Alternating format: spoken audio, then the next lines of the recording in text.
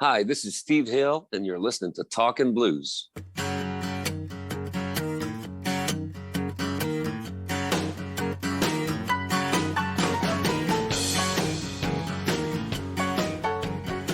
How are you?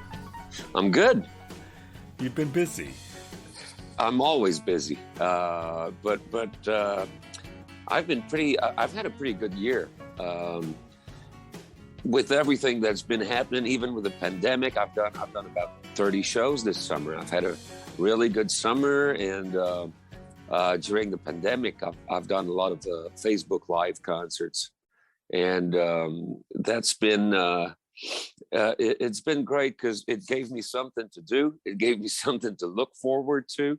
At the beginning of the pandemic, back in March, I started doing these live stream concerts, and for a while, I was doing it every week. Wow. I had something to do, and the fans were there. Every week, I had about 1,500 people, and Wow. yeah. So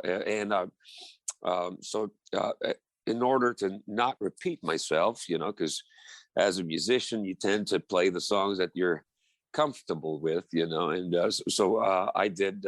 I got these records that I did as a one-man band. I got solo recordings, volume 1, volume 2, and volume 3. So after like a month of doing a show every week, I decided to do these.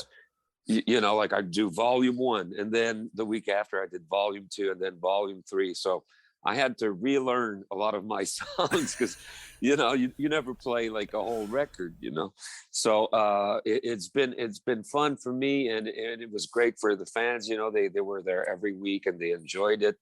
And like I said, it gave me it sort of gave me a reason to live, as a musician. If you're not playing for an audience, well, I find personally that I need that, in order to be happy. I need to play for people, and it's certainly not the same when you don't have the reaction when you're doing it for a phone. But after the concerts, I'd read all the comments, and it made me feel good for a couple of days, and then I had to learn some tunes. I'm back on the Monday, so I've been doing okay, and I released an album a year ago called Desert Trip. And on November 26th, we just released the deluxe version, which has 3 more songs. And during the pandemic, I've done a lot of acoustic shows because it was easier this way. And also for the live streams, it was easier to do an acoustic show than to have the whole band thing. But I did some of that too, until the neighbors started complaining. So then I did acoustic shows.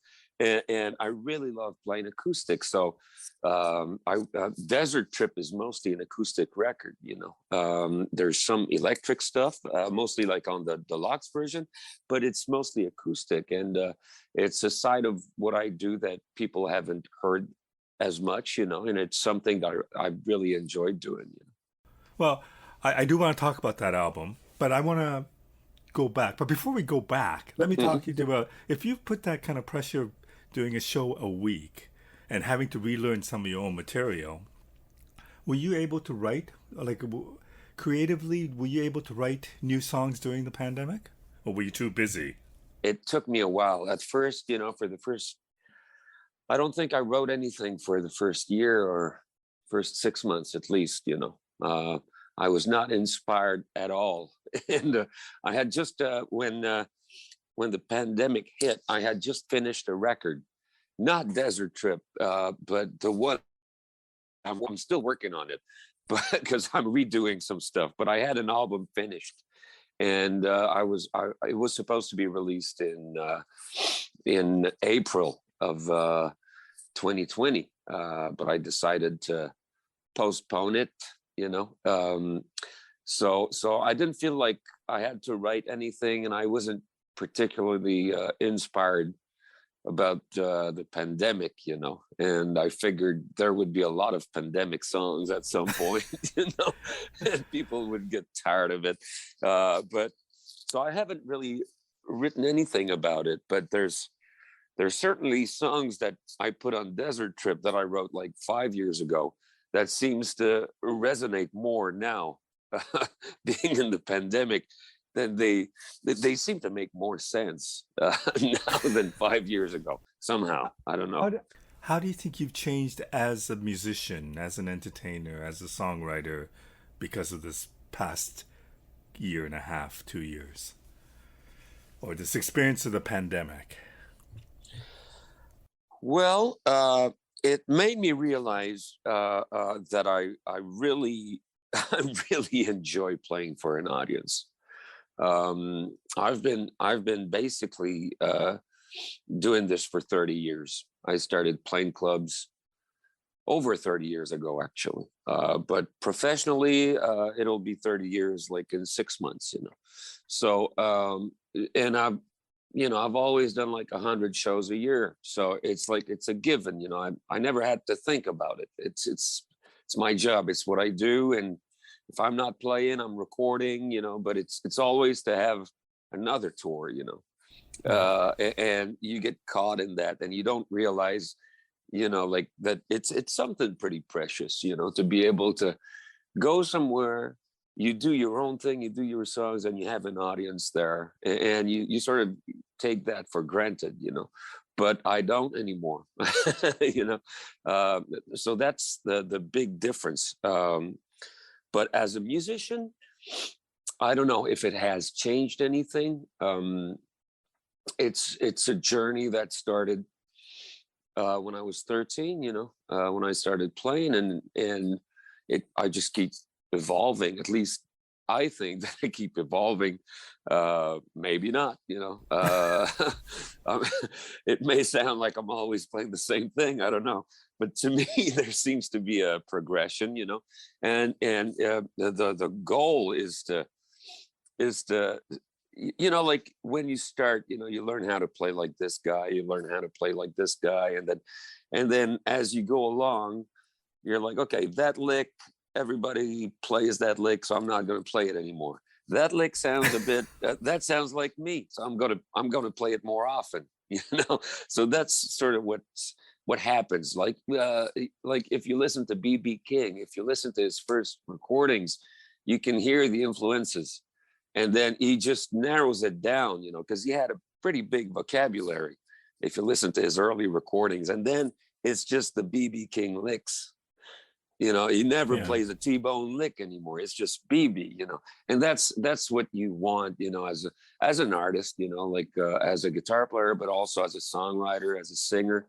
So that's the main goal, and hopefully, I'm getting closer to that. Tell me about that 13-year-old kid who picked up the guitar. Tell me how that all transpired. Well, I started on piano the year before, and I've always been into music. As a kid, I knew about music more than the other kids my age. You know, my dad loved music. My big brother loved music too, and they'd buy records. Nobody played music in my family though, except my mom played piano, and there was a piano in the house. You know, but it was not really an artistic family. You know, so I started on piano, and I was into that was around like 1986, and I was into music from the 70s or the 60s, you know, and I got into you know, like Led Zeppelin and Hendrix and Cream, and that got me into wanting to play the guitar, you know, more than piano. So I picked up the guitar.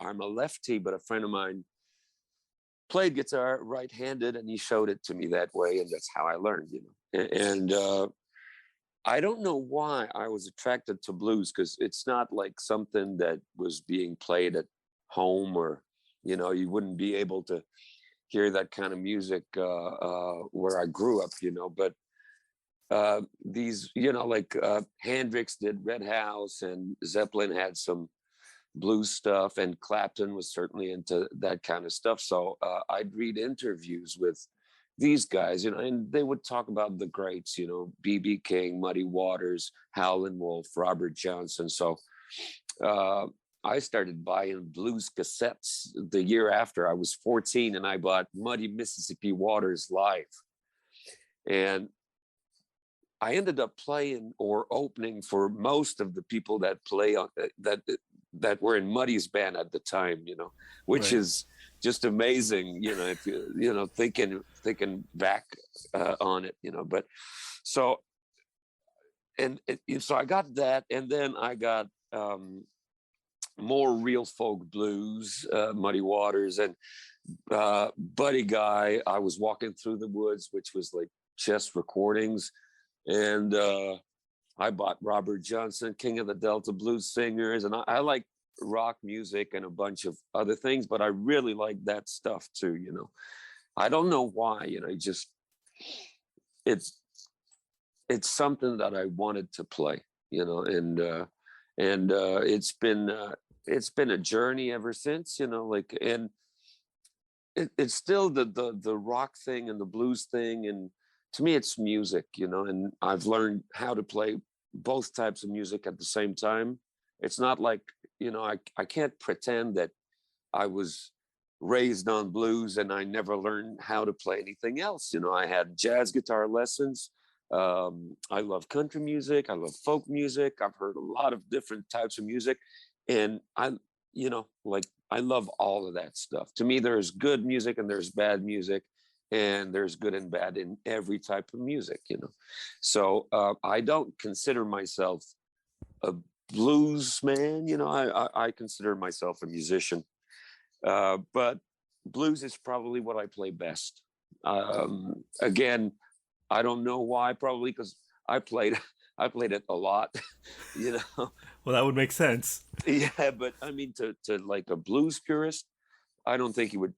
If you listen to everything that I do, it's not blues. Some of it is blues, but I have too much respect for the masters to call myself a blues man. How was it getting into the Montreal bar scene when you were young? How difficult was that? And was that more? Were you going in as a blues influenced musician or more like a rock musician? Blues. Actually, I'm from a small town about an hour away from Montreal called Trois-Rivières, and I started playing clubs in Trois-Rivières when I was 16, and I had a rock band, and then by the time I was 18, I had three acts. I had the rock band, I had a blues trio, and an acoustic blues duo with a harp player. And I do they had a blues bar called L'Odyssée, and I would do every Thursday night there. And at the time in Montreal, the most popular band was the Bob Harrison Blues Band. And they came to play for a weekend there, and the guitar player couldn't do it. And a friend of Bob had seen me play, and he told him to try me out. So I get this call, and can you play with Bob Harrison tonight and tomorrow? Of course. And after the second night, I got the gig. So Wow. the week after, I was doing 4 nights in a row in Montreal, and a month after, I was hanging out with Albert Collins and Johnny Copeland backstage. Uh, it all happened like really quick, because Bob had the Montreal Blues Festival at the time. He was the guy that started the blues festival. So like, so a week after I joined the band, I'm meeting Buddy Guy, I'm meeting Albert Collins, I'm meeting all these guys, and I'm playing with all the big cats in Montreal. Stephen Barry Band, I'm Jimmy James, Carl Tremblay, Jim Zeller, all of these guys. So I did a couple of years with Bob, 2.5 years, and then I basically stole the band. Okay, And so tell me we became the Steve Hill Band. tell me at that point before you stole the band at 18 when you joined Well, I Bob's. didn't really steal the band. We all left at the same time and started a new band. So, Okay, tell me about at 18. Did you know that this is what you were going to do? oh, of course, I knew when I was 14. And did you know what that meant? It didn't take me long to be able to, like, it was. I was practicing all the time. It was the only thing that I was thinking about. And so after a year, I was playing Crossroads by Cream note for note from beginning to end. And I knew there was nothing else that I wanted to do. That was it. That was it. So the first chance I got to move to Montreal and be a musician, I just took it. So tell me about starting your own band and what that was like for you. Because you're still young. Do you know what you want to do with your band? Do you know where you want to go musically? I just, well, it was a power trio. Um, Halfway, like a year after I joined Bob Harrison, his nephew Sam joined the band. Sam Harrison, who you may have heard of. He played with Paul Delorier. He Oh, played okay. with me for years. He's the drummer on my first two records, and also I did an album called Steve Hill and the Majestics, The Damage Done. That was in 2009, I think, and he was the drummer then. And I still play with him from time to time. It's been a long time, and he's a great drummer. He's the best shuffle drummer in Quebec for sure, and certainly one of the best in Canada. And so Sam joined the band, and we had Mark Deschênes on bass. And like a year after that, we started our own trio. And yeah, I've always loved power trios, so that's what I wanted to do. Do some blues stuff, but do a bit of Hendrix and try to do original material. And so we did. And 2 years after that, we did our first record, and that we signed to Bros, a record company in Montreal, and they decided that it should be Steve Hill instead of the Steve Hill Band, so it became Steve Hill, and that was my first album in '97. How did you feel about that, to be singled out like that? Well, I understood their point. Like I didn't mind. At the same time, we had a deal. It was like more of a band deal, so it was fine with everybody. Um, so it just became Steve Hill. Okay, so now you're based out of Montreal at this point? I moved back to my hometown 4 years Okay. ago. I bought a house here. Okay, so but you did basically play around Montreal a lot Oh and yeah, yeah. decide. I was in Montreal for 25 years, so we were playing all across Quebec and sometimes in Ontario. I think we did our first Canadian tour like in '98. So we were playing Europe too, France Right. and Belgium, and like 2 or 3 times a year, and yeah. Okay, so at one point or another, about 10 years ago, you decide that you're going to do this one man band thing. hmm Tell me about how that came about. Tell me where you were with the band at that point and this one man band concept came about. There's between the first album and then there's been a bunch of different bands. I've played with a bunch of great musicians, um, did some blues stuff, and then went into rock.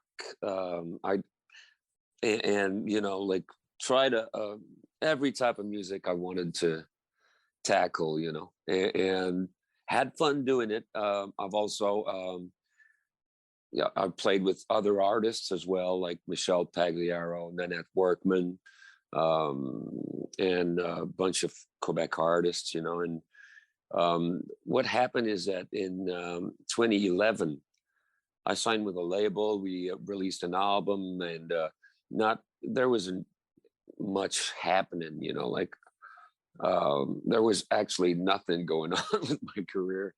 The record was not doing well. There had been no promotion at all. And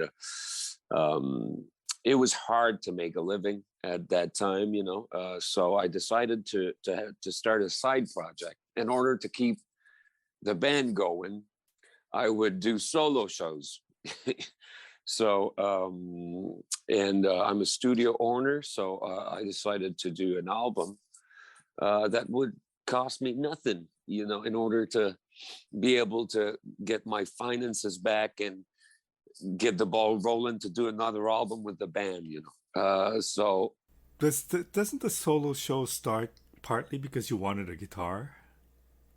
Also, let me get there. Okay. Uh, so, well, the first, okay, this is what happens. 3 weeks before the album came out, a friend of mine, Leo Gallagher, I've known him for 30 years. Um, I bought a lot of guitars from him and a lot of amps. And he's been really good to me because, I was able to buy these guitars and I would just pay him like $100 a month. Sometimes like a payment would be for like years, and I'd have a bunch of payments. At some point I was paying his rent, but I could have never bought these guitars, just if I would have had to pay for them right away. So he's got this 1956 ES-225, and he comes to my place with it, and it's just great, great slide guitar, great overall guitar, but for slide it was just fantastic.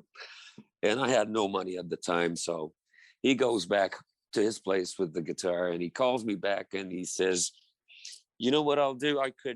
You could have the guitar in exchange for a solo concert." And he's from Drummondville, and he organized this concert. He rented a place, sold tickets and I did this solo show. Now, Leo's an old friend of mine, so I used to do solo shows when I was 18, 19, and he liked those shows. So he wanted to see that again.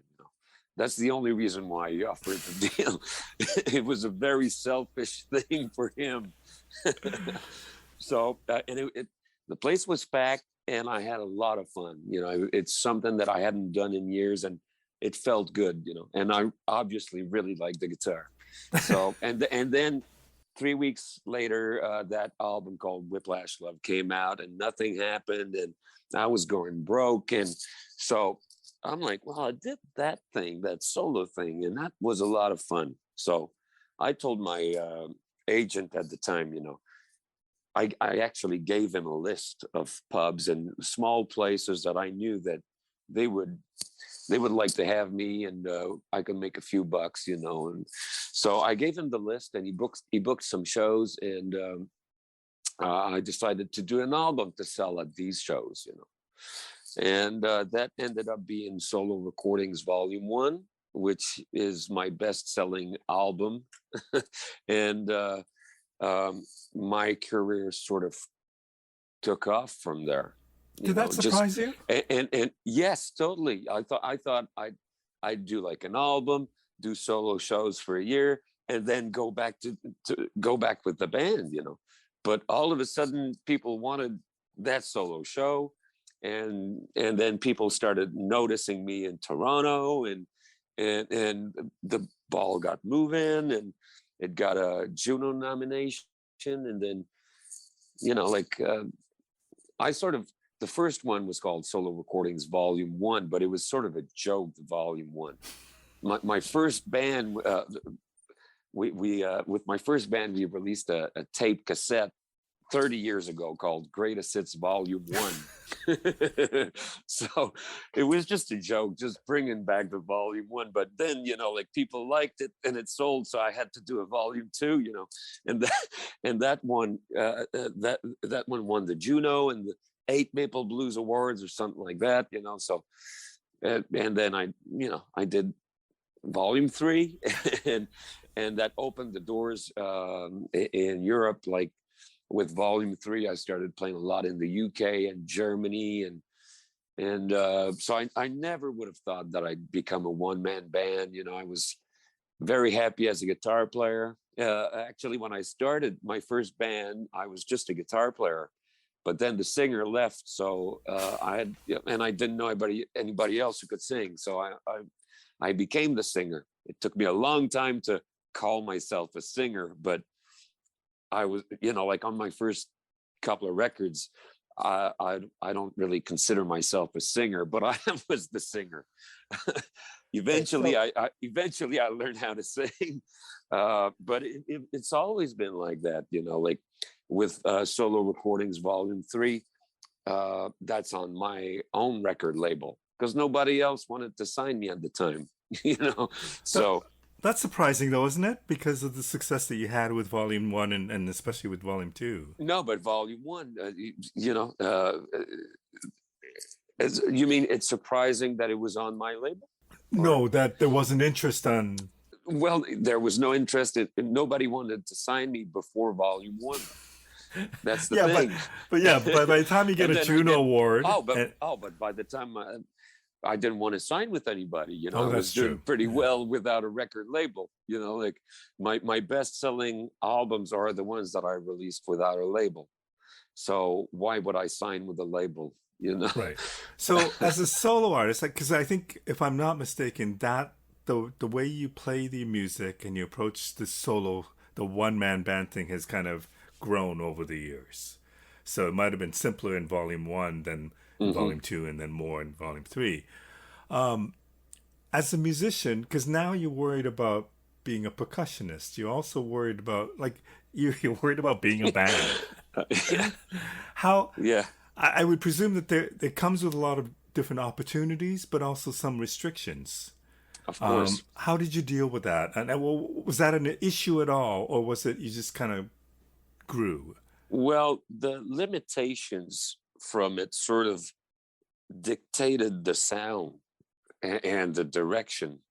You know, like when I started on Volume One, I couldn't do much. I couldn't do much with my feet. You know, the first couple of songs I recorded was just guitar, vocals, and I would foot stomp. And the thing about Volume One, Two, and Three is that I had a rule that I had to record everything live. There's no overdubs. You know, Just because you so wanted the live to be replicate the album. just because there is something in a performance, and I truly believe that, you know, if you record a good performance, um, it's there's something happening that it's hard to do it when you record track by track. It's doable, but especially for a project like that, it, you know, like I felt it had to be done live, you know, and so, and I'm like that, you know, if I decide, okay, that project has to be done like that, I stick to it, and that sort of gives me a direction.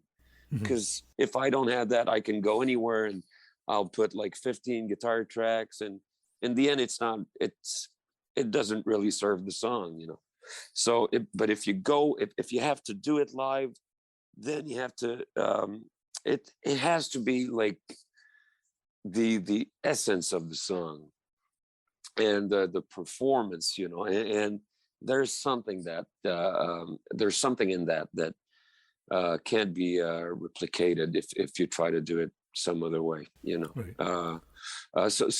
When I started, it was just guitar, vocals, foot stomping. Then I got a bass drum, and then eventually I figured, well, I got this other leg, you know, I might as well try to do something with it. And I was working on I did it on Volume One. There's a cover of Politician by Cream, and Dan, my guitar tech, was there, and I was like, I need a different kind of percussion, you know. And he put some coins in a coffee cup, in a paper cup, you know, Right. and we taped that to my foot. And then I was like, okay, let's do another one, and we taped it to the other foot. And so the soundtrack to Politician was Money, you know. So it made sense with the song, you know, and. But that was the first time that I used both feet to do a track, and it took me. The first day I recorded for 16 hours, and the second day 14 hours to finally get a take. It took a long Wow. time, you know, to get the arrangement and get a take, and then, you know, like, it took me 3 weeks to start walking right again, you know, like, because, you know, like, I do it standing up too. You know, Right. I don't Yeah. know, because I've always played standing up, and since I started with one foot, it made sense to do it standing up. But then after a while, I had the other foot, you know, and I couldn't do it sitting down, you know, so I learned how to do it standing up, and then I got a hi hat. So that's basically Volume One. And after volume one, I went on tour, did like 150 shows. And while working on volume two, volume two took a lot of time in the studio because I was trying to push the boundaries of what I was doing. So I figured out, like, okay, it'd be nice to have a backbeat. So I figured out a way to have a snare with a bass drum pedal. And then I wanted to have bass. So how do I get bass out of the guitar, So um, I ended up taking these pickups from the 60s and just putting it like under the bigger strings of the guitar, taping it to the guitar, and that would go to an octave pedal and a bass amp. So this Oh, way it would pick up the big strings of the guitar, give me the octave down, so the register of a bass, and then I could play guitar and bass at the same time. But then I had to relearn how to play the guitar because you can't play chords on the big strings if you have an octave, or it's just mud. So so that took a little while, but it worked. Right away I could see the possibilities. And then I wanted to do like punches on cymbals. So how do I do that? If so, I figured out, okay, if I had a drumstick on the guitar's headstock, I could punch on a cymbal. So my friend Leo Gallagher found a way to make it work, and we got the drumstick on the guitar, and so I had the bass drum, the snare, the bass pickup on the guitar, and the drumstick with the cymbal. So that's volume two. And so then I but so, and having seen you play, you also keep the beat with that guitar, or sometimes you're hitting the cymbals. So yeah, yeah. now you're playing the drumstick with your guitar, but you're having to move your guitar a certain way while you're Yeah, playing yeah, it. yeah. And after the cymbal, I had the hi-hat there. So I got on my left, I have the hi-hat and the cymbal. So it's just like a drummer. If you do a beat, you're on the hi-hat or the cymbal, or the beat is on the hi-hat and you crash on the cymbal. And on the drumstick, I then added a maraca. Yeah. So you got the subdivision there, like the eight notes. You got the on the hi-hat or the cymbal and the beat. So yeah, I have to move the guitar at all time while I'm playing it. So there's definitely a challenge there. It took a long time to be able to do it, but it was actually it was fun. I'm 47 now, so I started doing this in my late 30s, and after being like a professional musician for 20 years, sometimes, like I know a lot of musicians after a while, like they know what they're doing, and they stop learning. Right. It's easy to get into that, but now I had to learn how to play drums. I had to learn how to, guitar players, we always play ahead of the beat and we always rush, you know, and that's why you need a drummer, because the drummer stays there and the bass player usually plays behind the beat.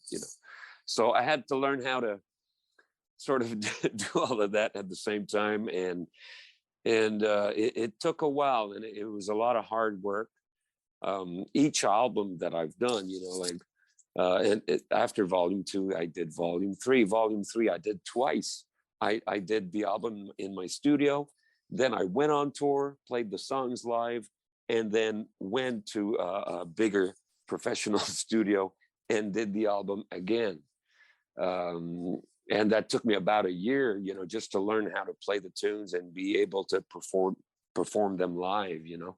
What do you Um, think it was about this solo thing that you do? And it's not just solo, but it's this one man band thing that you do that just kind of raised your profile, that kind of gave you a little more I mean, I am correct to say that it did give you more success than before. yeah, So Yeah. what do you think it was about that concept that changed things? It was different. Um, there's a lot of, you can see a lot of blues trios or blues quartets or blues rock bands, but like a one man band like that was pretty different. And at the same time, like I said earlier, the limitations of having to do everything at the same time, they sort of helped me to find my sound. Hmm. Because, like I said, I love a bunch of different types of music, and sometimes I get caught on and I go in a direction, and it's not necessarily what I do best, But with that, it sort of it brought down my music to it, the what I what I do best, I guess, or to a sound that is maybe it's simpler, maybe, and people seem to like simple music. Um, I certainly do. I think I found it was probably more personal than what I've done before, or maybe it was more heartfelt. I I don't know. It's hard to explain, what works and what doesn't. There's Yeah, yeah. a bunch of different things. I had a pretty good team too. Good PR people, good agents. On the road, I had a great crew. For years. We were touring a lot, and I had a pretty good team. So it's not just like when success when success happens. It's not just like the singer. It's a team effort. Right. Um, so that's the other thing when I look at you on stage and I see, I don't know how many guitars you travel with, but I know it's more than one. You have Mhm. your percussion instruments and various things. I mean, it's quite a setup. Yeah. So obviously you're not touring by yourself. You obviously have a crew. Well, for the past year and a half, sometimes I do it on my own, and it's quite complicated. It makes I for can very imagine. long days. Yeah. And what's the setup like? Is that a complicated thing to go into different venues and to do your sound check with all that comes with what your show is based on? Well, it's become easier. I mean, for a while there, I needed a crew and um, like a lot of stuff. And for the past year and a half, I just I just made the setup simpler, and it still works. But I still prefer to have a crew if I have to do the one man band thing. That's why I really like doing the acoustic show. But still, the acoustic show is still a bit of a one man band thing. I do percussions with my feet, but it's not drums. It's a lot more simple. And the acoustic guitar goes through a Fender Super Reverb amp, and I play harmonica. I play a lot more harmonica when I play acoustic than I actually don't play harmonica when I do the one man band thing. It's a bit too much. But I get to play it when I play acoustic, and that's a much more simple setup. And I also do shows where I do the first half acoustic and then I move to the drums. And but yeah, it takes a lot of guitars, a lot of amps, and it's a pain in the ass to have to to load the van. I can And imagine. especially since I moved out of Montreal, because my crew is in Montreal, so now I have to load the van and unload the van myself. I presume you still get to play with other people, but being when you were busy, I mean, you were doing so many tours and doing so many gigs. Do you miss playing with other people, like in terms of in a band setting?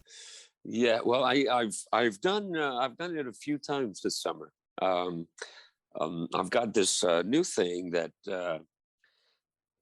my next project actually is with a horn section.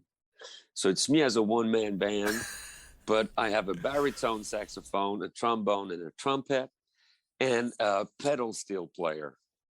Wow. So I'm center stage. I'm doing my thing, and there you got the horn section and the pedal steel player on the other side, who also plays bass on some tunes. So I get to, and with that set up, I can play pretty much everything I want to do, and that's a lot of fun. I've also done I've done a Hendrix tribute with Sam Harrison, my old drummer, and Alex McElkrin, great bass player. So we've done that twice in the last year, and that was just amazing.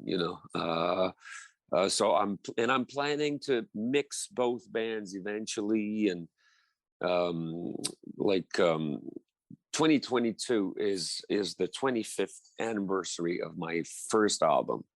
So Hmm. I'm planning to do some summer shows where I do stuff from like all of my records with a bigger band.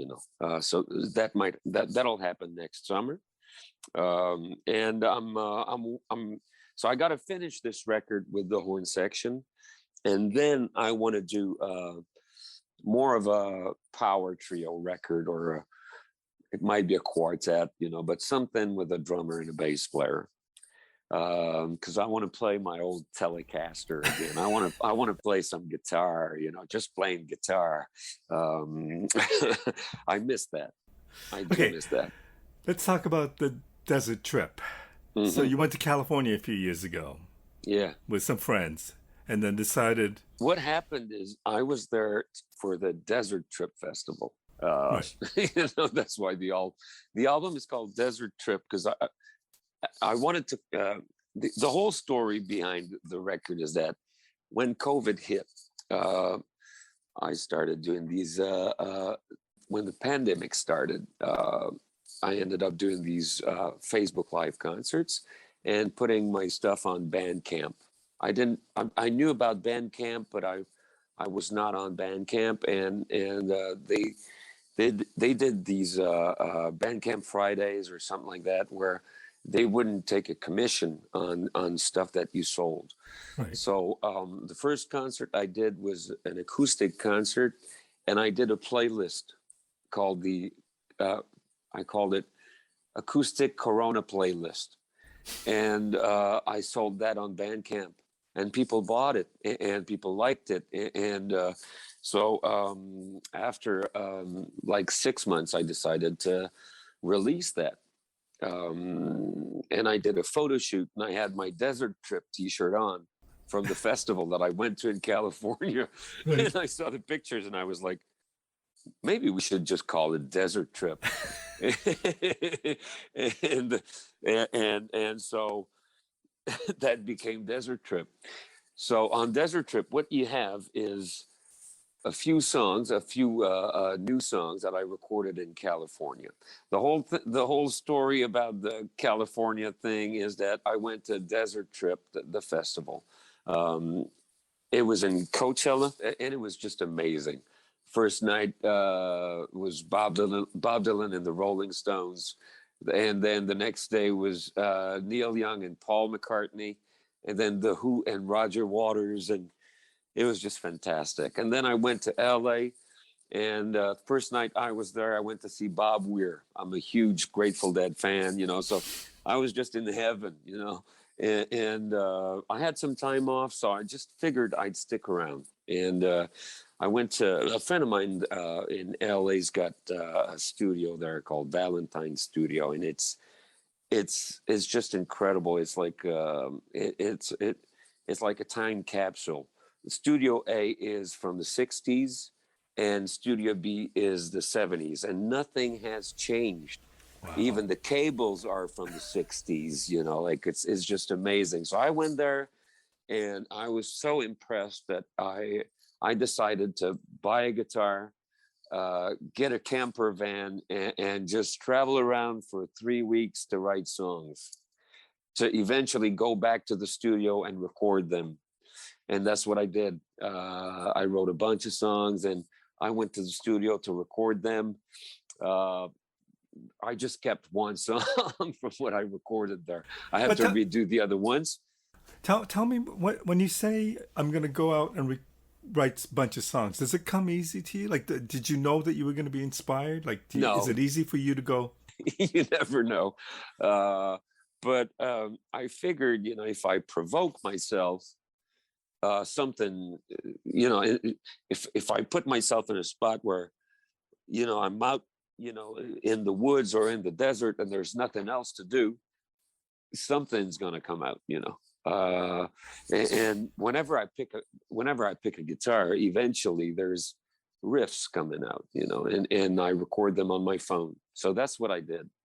So every day I'd wake up, get back in the van, travel around, and find a place where I could camp, and then I'd cook a little something and pick up the guitar and just play all night and record my ideas, And after a couple of weeks, I had stuff I had some stuff that I really liked, and so I rented a motel room in Yosemite, and then I finished the songs there, and before I went back to California to record them, and I worked on 4 songs. I had basic ideas for a lot of stuff, but there's 4 songs that you can find on the album on Desert Trip that were written there, 4 or 5, maybe 6, and the rest is there's actually 2 songs from Whiplash Love, the album that tanked 10 years before, and they were I consider these 2 songs like 2 of my all-time favorites that I've done, so, and a lot of people didn't know about them, and they just seem to fit within the context of this desert trip, and somehow, after spending, because I was working on another record, and then I just decided to put this together, and so it's not the acoustic record that I had, the acoustic playlist, because that was like, I had like a few new songs on that, and acoustic cuts from solo 1, 2, and 3. So but yeah, I've had studios for 20 years, so I have hard drives full of stuff. So I went through my hard drives, and I discovered some songs that I completely forgot about, and they just like fit right in, Wow. and yeah, and so we released Desert Trip a year ago, and I had too much music for an LP and not enough for a double LP. So I decided to leave some stuff out, and so I knew that eventually I'd do a deluxe version, and that just came out. It's got 3 more songs, um, and one of them is a cover of Robert Johnson's "Hellhound on My Trail." That was not supposed to be on the album. I recorded that last September, but it fits right in. It's the same sound, it's the same. It just, and it sort of fits with the story. I like my albums to have sort of a story. To me, Mhm. the the album as a piece of art, is what I'm into. I like concept albums, and every record that I put out sort of has a story from beginning to end. I may be the only person who realizes that, or it may not be obvious to the listener, but it's really important to me. Yeah, Yeah, yeah, for sure. so this is the deluxe version, and the last song on Desert Trip was Tail Lights, and then now it picks up with Hellhound on My Trail. And the reason why I recorded it is I got a friend of mine who's a novelist, and he published a novel based on Robert Johnson and on his deal with the devil. I think it'll be released in English in next year, but it's only in French for now. And the publisher asked me to record a song, to go with the novel. And I read the book, and to me, Hellhound on My Trail was the perfect track for that, and his songs have been covered so many times, but Hellhound on My Trail is one that people don't try as much, and I have Hmm. never played it, even though I've played pretty much all of his songs. That's one that I kind of stayed away from, and but I decided to do that when it was the perfect one for the project. So, and I had an acoustic tour in August. So I played the songs live, and I recorded it on. It was September 1st, and I did 2 takes, and that's, I think the intro is from take 1, and the other one is take 2, but it's recorded live. I mixed it real quick, but it was all there, and people have been playing it all over. Well, basically all over the world. I get messages from blues shows, and Joe Bonamassa, Joe Bonamassa has included the song on his brand new Spotify playlist, and nice. people seem to really like it, and so it was a good idea, I think, to put it on the record, and so now it's not just a track, it's part of the album. Yeah, I was listening to it this morning. In fact, it's a very nice version. Thank you. I'm going to have to wrap this up, but and I'm going to ask you one more question. Yeah. So, as I said before, we share a special evening many years ago. I think it was like end of January 2001, yep. I think. I had my first interview with B.B. King in Montreal I believe at the Forum, I think, right? And then it was it the Bell Center? Still the Forum? No, it was the Bell Center. Yeah. It was Bell Center? Okay. Yeah. And then you were opening up for him. And I know that when BB was on stage, both of us were sitting at the side of the stage enjoying the concert. And that's what we have in common. Mm-hmm. Tell me about that artist who was on that stage that night to who you are today. Tell me about that journey and how different you might be or how much the same you are. Oh, well, I was still a kid. I think I was 27 26 at the time. I had a killer band. That's probably the best band I've had so far. The band that I had at that moment was just incredible. I had Tim Lofton on bass. Tim, it was just an incredible bass player from North Carolina. Played with Delbert McClinton for years. And I had Scotty Dowd on rhythm guitar from Ottawa, Bob Stagg on keys. It was just a fantastic band. And we were at the top of our game, and the reaction was just great. And BB was just awesome. And he was just the nicest guy ever. He asked to meet me after my show, it was just unbelievable. And as an artist back then, it's probably pretty different from what I do now. But I'm still the same kid, just trying to do my best and trying to get a reaction out of the audience. I want to move people. I want people to feel something, and that's still the main goal. Seeing the smile on the faces of the people, that it's just instant gratification, and it's still the best feeling that I've ever had, the love of an audience, and so I always do, I give everything that I have for the people to have a good time when I play, and it's still my main motivation. Good answer. Steve, thank you so much for doing this. It's been a while since I last saw you, and we really appreciate you it's doing been this fun. catching them. Yeah. Thanks to you. See you soon.